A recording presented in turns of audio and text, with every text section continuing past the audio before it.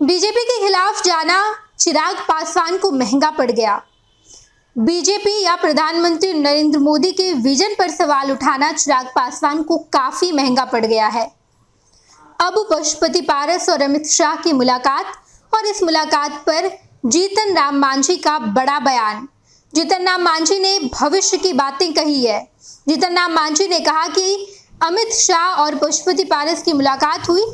पशुपति पारस पहले भी एनडीए के सदस्य थे, पिछली सरकार में मंत्री भी थे, लेकिन इस बार उन्हें टिकट नहीं दिया गया तो वो मंत्री भी नहीं बन पाए। लेकिन पशुपति पारस पहले भी एनडीए के सदस्य थे और अभी भी एनडीए में ही है। आने वाले चुनाव में पशुपति पारस को क्या बीजेपी टिकट देगी? बिहार में विधानसभा चुनाव होने हैं और इससे पहले पशुपति पारस को लेकर बिहार की राजनीति गर्म हो गई है। चिराग पासवान के बयान भी चिराग पासवान को बीजेपी से दूर करते नजर आ रहे हैं और पशुपति पारस बीजेपी के करीब जा रहे हैं।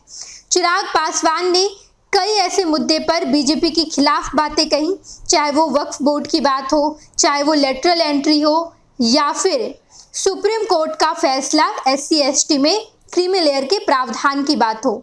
यहाँ तक कि चिराग पासवान ने भारत बंद का भी समर्थन कर दिया, जिसके बाद पशुपति पारस से बिहार बीजेपी के प्रदेश अध्यक्ष दिलीप जायसवाल की मुलाकात होती है और उस मुलाकात के बाद अमित शाह और पशुपति पारस की भी मुलाकात हुई। पशुपति पारस और अमित शाह की मुलाकात के बाद जीतन राम मांझी का बड़ा बयान निकलकर सामने आया और जीतन राम मांझी ने कहा कि पशुपति पारस पहले भी एनडीए के सदस्य थे और अभी भी एनडीए के सदस्य हैं।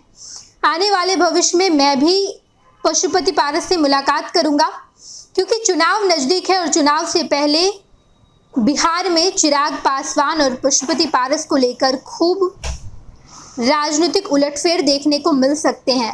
जहां एक तरफ चिराग पासवान बीजेपी के खिलाफ बयान दे रहे हैं तो बीजेपी भी बड़ी रणनीति तैयार कर रही है ताकि चिराग पासवान को जवाब दिया जा सके और इसी बीच शायद वो बड़ी रणनीति पशुपति पारस के रास्ते होकर गुजरेगी।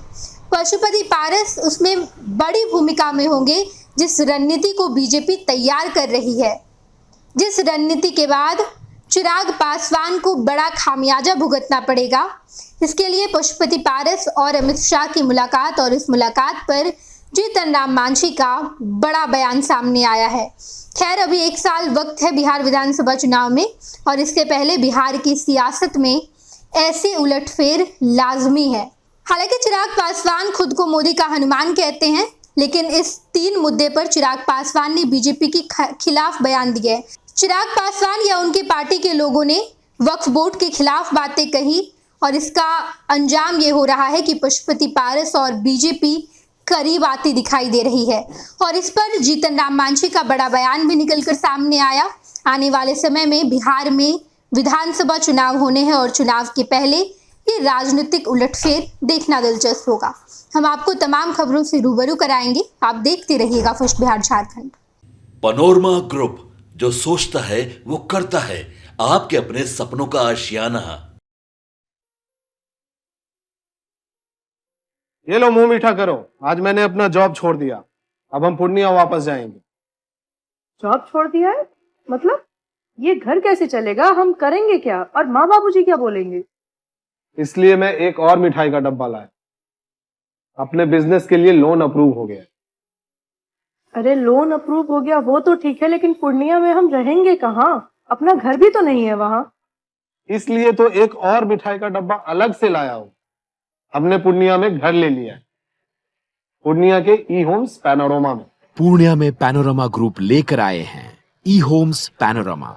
बड़ा घर, आलीशान जिंदगी और अत्याधुनिक सुविधाओं के संग। अरे अब क्यों मुंह मीठा करवा रही हो? क्योंकि हम घर वापसी जो कर रहे हैं। घर वापसी की खुशी पूर्णिया में ई-होम्स पैनोरमा के संग। ई-होम्स पैनोरमा, लग्जूरियस लाइफस्टाइल रीडिफाइंड।